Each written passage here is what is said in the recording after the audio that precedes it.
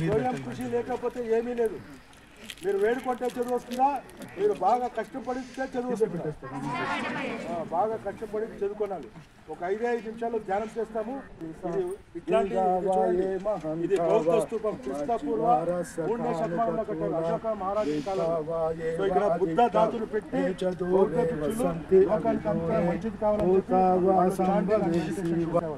ఇట్లాంటి పవిత్ర స్థలంలో మనం ధ్యానం చేసేది, బుద్ధ వందన చేసుకునేది, పూజ చేసేస్తే మనకంతా కూడా మంచిది. సో ఇట్లాంటి పవిత్రమైన స్థలంలో మనం 5 నిమిషాలు ధ్యానం చేస్తాము.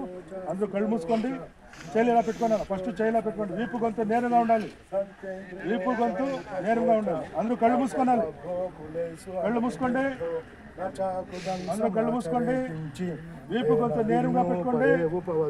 కాసేపు బాహ్య ప్రపంచాన్ని మర్చిపోయి మీ మనస్సు ఉచ్ఛ్వాస మరియు నిశ్వాస అంతే చూడాలి. శ్వాసని లోపలికి తీసుకునే శ్వాసని ఉచ్ఛ్వాస అంటాము, బయటకు వదిలే శ్వాసని నిశ్వాస అంటాము.